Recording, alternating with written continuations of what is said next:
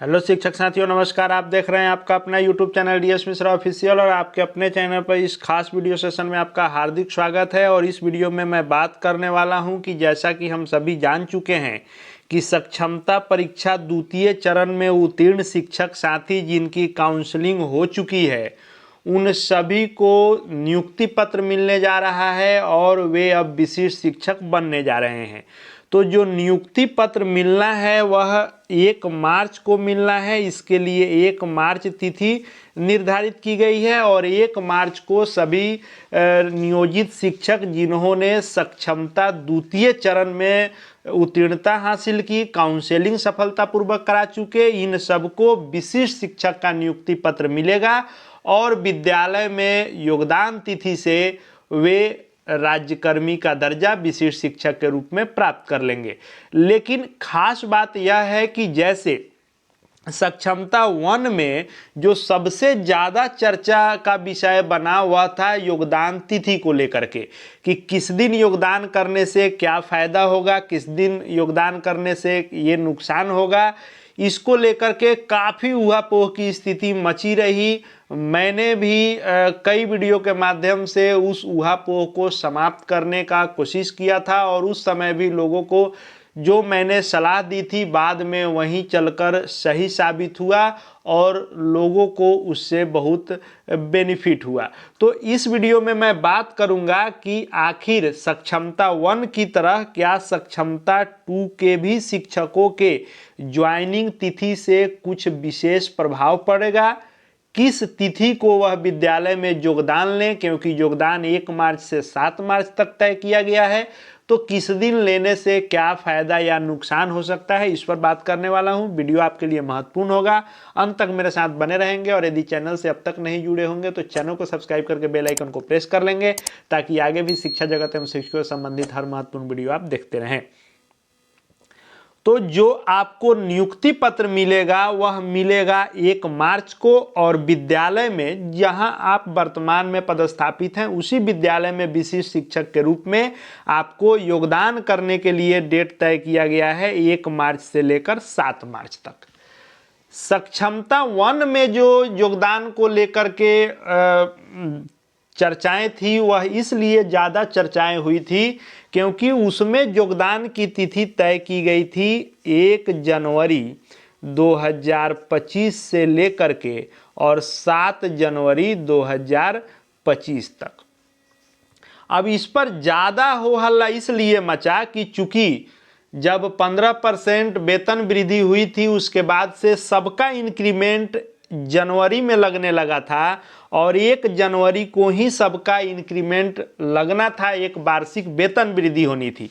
तो लोगों ने यह बातें बना दी कि 1 को जो योगदान कर लेंगे उनका 1 इंक्रीमेंट कट जाएगा और जो 2 जनवरी को योगदान करेंगे उनको 1 इंक्रीमेंट मिलेगा। इसी को लेकर के शिक्षकों में आपाधापी थी कि 1 को करें 2 को करें। हालांकि उस समय भी बातें क्लियर हो गई थी, लेकिन सक्षमता 2 के लिए मैं जो बात कर रहा हूं तो इसमें ऐसी स्थिति नहीं है क्योंकि सक्षमता 2 के जो शिक्षक साथी हैं इन्होंने अपना 1 इंक्रीमेंट प्राप्त कर लिया है और वह 1 जनवरी 2025 को सक्षमता 2 के सभी शिक्षक साथियों ने अपना 1 वार्षिक इंक्रीमेंट प्राप्त कर लिया है और आपका जनवरी प्लस फरवरी का जो वेतन बनेगा वह 1 इंक्रीमेंट के साथ बनेगा और उसी पर भुगतान हो रहा है। तो आपको इस इंक्रीमेंट के झंझट से मुक्ति मिल गई है कि आपको यह किसी प्रकार का टेंशन नहीं है कि 1 मार्च को करेंगे तो इंक्रीमेंट मिलेगा, 2 मार्च को करेंगे तो नहीं मिलेगा, या 2 मार्च को करेंगे तो मिलेगा, 1 मार्च को करेंगे तो नहीं मिलेगा। सभी का 1 जनवरी को मिल चुका है। तो आपको इंक्रीमेंट वाला तो कोई मैटर है नहीं। हालांकि सक्षमता 2 में जो है उनकी वार्षिक वेतन वृद्धि पर असर होगा, उस पर अलग से हम लोग बात कर लेंगे कि सक्षमता 1 और सक्षमता 2 के शिक्षकों में क्या किसको फायदा होगा, क्या नुकसान होगा। फिलहाल हम लोग योगदान तिथि पर बात कर रहे हैं। तो आपको वेतन वृद्धि पर कोई असर नहीं पड़ेगा। तो आखिर योगदान करें तो किस दिन करें, क्योंकि आप 1 मार्च को भी करेंगे तो आपको जनवरी में ही वेतन वृद्धि हो चुकी है और 7 मार्च को भी करेंगे तो जनवरी में ही वेतन वृद्धि हो चुकी है।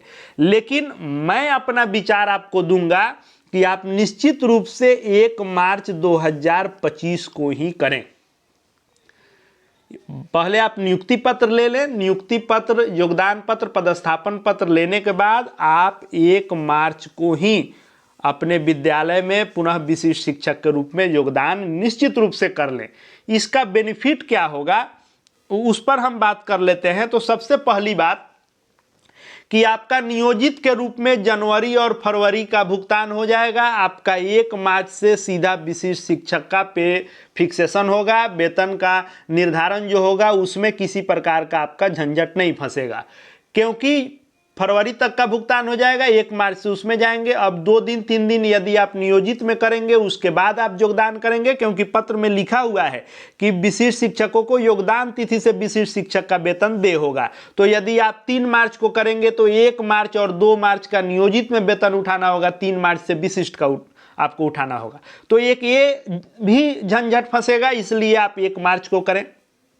दूसरी बात, एनपीएस जो आपका कटेगा वह सीधे महीने से कटेगा। तो आप 1 मार्च को करेंगे तो 1 मार्च से आपकी एनपीएस की राशि कटेगी, और ईपीएफ जो है आपका वह फरवरी तक ही कट के रह जाएगा, मार्च से नहीं कटेगा। तो इस लफड़े से भी आप बच जाएंगे, ईपीएफ और एनपीएस का भी सीधा महीना हो जाएगा।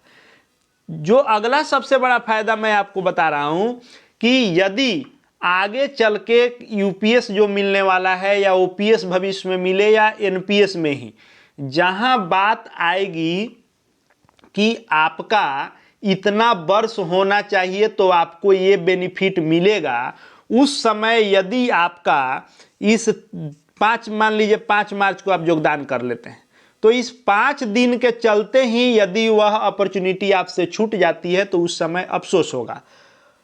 हालांकि आपको 1 मार्च को योगदान करने से किसी प्रकार का कोई नुकसान नहीं है, क्योंकि आप 1 तारीख से ही विशिष्ट शिक्षक का वेतन प्राप्त करेंगे।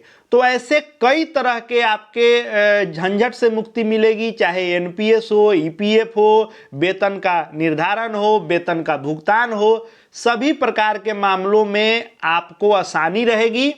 आपको वेतन वृद्धि वाला झंझट तो नहीं है, क्योंकि आपको जनवरी मिल चुका है, लेकिन बाकी झंझटों से मुक्त होने के लिए आप निश्चित रूप से 1 मार्च को ही योगदान करें। आगे चल के विशिष्ट शिक्षक के रूप में भी सक्षमता, द्वितीय चरण के शिक्षकों में भी आपका 1 दिन सर्विस 2 दिन कम नहीं हो, आप सबके बराबर रहें सक्षमता 2 के साथ। ये भी एक आपको फायदा होगा कि आगे चल के विशिष्ट के रूप में सक्षमता द्वितीय बैच में आपका 1 दिन 2 दिन सर्विस लेंथ कम नहीं रहेगा। कहीं भी विशिष्ट शिक्षक के रूप में अनुभव की जब बात होगी, जैसे मान लीजिए 8 साल के बाद जो विशिष्ट शिक्षक के प्रमोशन की बात है, उस समय आपका 2 दिन 4 दिन कम नहीं हो बाकी बैच के अनुसार, इसलिए भी आप 1 मार्च को निश्चित रूप से ज्वाइन कर लें। अब बात आती है कि यदि किसी विशेष कारणवश कोई 1 मार्च को योगदान नहीं करें तो उनको क्या करना है, तो आप 7 से पहले 2-3 जितना जल्दी हो सके ज्वाइन कर लें। लेकिन यदि कोई विशेष दिक्कत आपको नहीं है तब आप 1 मार्च को ही योगदान करें। मेरे विचारानुसार आपके लिए सबसे परफेक्ट उचित यही होगा। आगे चल के सर्विस लेंथ, आपका अनुभव विशिष्ट शिक्षक के रूप में, एनपीएस, ईपीएफ, वेतन का निर्धारण, इन सब में आप फायदे में रहेंगे। आगे विशिष्ट शिक्षकों से संबंधित, शिक्षा विभाग एवं शिक्षकों से संबंधित हर महत्वपूर्ण वीडियो आपको यहाँ देखने को मिलते रहेंगे। चैनल से जुड़ जाएंगे, चैनल को सब्सक्राइब करके बेल आइकन को प्रेस कर लेंगे। साथ ही साथ हमारे Telegram channel DS Mishra official से भी जुड़ जाएंगे, ताकि शिक्षा विभाग के हर अपडेट आपको वहाँ मिलते रहेंगे। इस वीडियो को देखने के लिए आपका बहुत बहुत धन्यवाद।